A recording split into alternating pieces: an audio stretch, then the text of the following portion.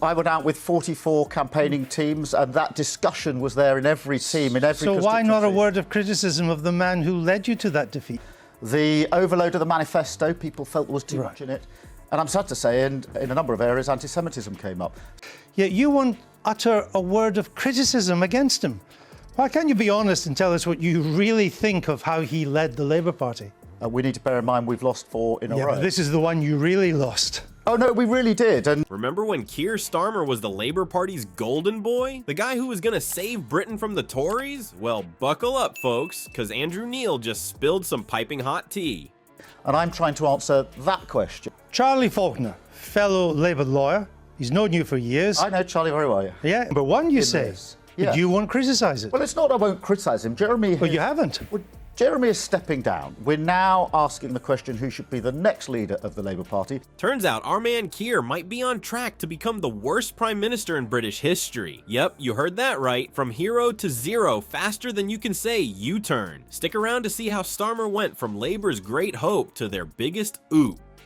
As the ONS sets out, nearly 1 million people came to Britain in the year ending June 2023.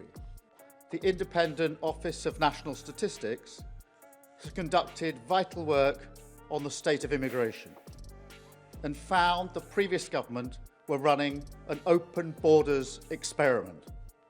Before we move on, I'd like to ask you a small favor. If you appreciate this content, please take a second to like this video and subscribe to the channel. Over 98% of you watch the videos without subscribing. It costs you nothing, but it makes a huge difference to us. So, did you click the subscribe button? Great. Thank you so much. Now, back to the video. Time and again, they failed. And now the chorus of excuses has begun. We heard that from the leader of the opposition yesterday. That is 4 times the migration levels compared with 2019. Time and again, the Conservative Party promised they would get the numbers down. Remember when Keir Starmer was the cool new kid on the block, Labour's knight in shining armor, ready to save Britain from those mean old Tories? Yeah, those days are long gone. Starmer burst onto the scene with big promises and even bigger hair. He was gonna fix the NHS, boost the economy, and probably cure the common cold while he was at it. People ate it up like free chips at a pub, but as Andrew Neil just revealed, Starmer's promises have about as much substance as a politician's diet plan.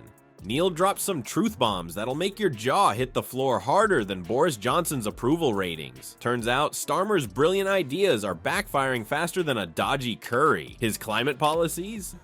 Not accident. Policies were reformed deliberately to liberalise immigration. Brexit was used for that purpose. It isn't a global trend or taking your eye off the ball. No, this is a different order of failure. This happened by design. They're about as popular with the elderly as a cold shower in winter. Pensioners are shivering in their homes, trying to decide between heating and eating. Talk about a rock in a hard place. But wait, there's more. Businesses are fleeing the UK faster than teenagers ditching a family dinner. It's like a corporate version of musical chairs, except when the music stops, the empty chairs are in other countries. Starmer's tax plans have CEOs packing their bags and eyeing sunnier shores. Who needs jobs and tax revenue anyway, right? Now, you might be thinking, surely this can't get any worse. Oh, sweet summer child. This is just the appetizer in the buffet of Starmer's blunders. His climate obsession is turning into Britain's worst nightmare. It's like he's trying to fight global warming by giving the whole country the cold shoulder. Starmer's green dreams are costing the country more green than a field full of broccoli. Energy prices are skyrocketing, leaving families to choose between keeping the lights on or keeping food on the table. It's so bad, even the trees are considering moving to sunnier climes. But what we didn't hear, what the British people are owed, is an explanation. Because a failure on this scale isn't just bad luck. To turn Britain into a one-nation experiment in open borders. Global Britain. Remember that slogan? That is what they meant. a policy with no support. But hold on to your hats, folks. This circus of errors is far from over. Starmer's got more tricks up his sleeve, and they're about as impressive as a magician pulling a rabbit out of an empty hat. Stay tuned, because this political roller coaster is just getting started. And trust me, you won't want to miss the next loop-de-loop of Labour's not-so-greatest show on Earth. You thought Starmer's climate blunders were bad. That's just the tip of the political iceberg. Neil's just exposed a dirty little secret that's got Labour insiders squirming like kids caught with their hands in the cookie jar. It turns out when it comes to running Downing Street, Starmer's about as effective as a chocolate teapot. And the reason why? Let's just say it involves a certain hot-button issue that's got everyone from pensioners to politicians all hot and bothered. Now, we all know that being Prime Minister is more than just fancy titles and awkward photo ops. It's about having a firm grip on the reins of power, especially in that big fancy house on Downing Street. But according to Andrew Neil, Starmer's grip is looser than a toddler's handshake. Yikes! Neil's been throwing some serious shade, basically saying Starmer's about as in control of Downing Street as a cat herding mice. Remember how Boris Johnson's power slipped away faster than ice cream on a hot day? Well, Starmer's heading down the same slippery slope, but with less hair and charisma. And it's not just Neil who's noticed. The Labour Party's starting to look like a family reunion gone wrong. There's more division than a math textbook, with party members wondering if Starmer could lead his way out of a paper bag, let alone lead the country. So what's causing this power vacuum? Drumroll, please. It's our old friend, immigration. Turns out Starmer's about as good at handling immigration as a fish is at riding a bicycle. Neil's been pointing out how Starmer's failed to get any useful deals with other countries. It's like he's playing international diplomacy with a deck of Uno cards.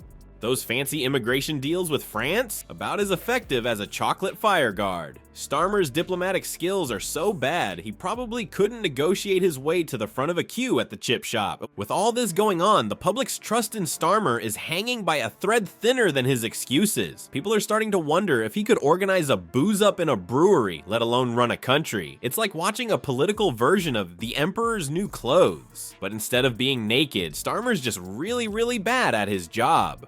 So there you have it, folks. Keir Starmer, from Labour's great hope to Britain's biggest political joke. Stay tuned for the next episode of How to Lose a Country in 10 Days. So there you have it, folks. Keir Starmer's gone from Labour's golden boy to Britain's political punching bag faster than you can say U-turn. Andrew Neil's revelations have left Starmer looking about as competent as a chocolate teapot in a heat wave. With the way things are going, Starmer might just snag the title of worst PM in British history, and he hasn't even moved into number 10 yet. Talk about overachieving. But hey, at least he's consistent in his failures, right? Keep your eyes peeled for more political drama. Trust me, this soap opera's got more twists than a pretzel factory. And remember, folks, Labour's red rose hasn't just wilted, it's turned into a political dandelion. All puff, no substance, and spreading chaos wherever the wind blows.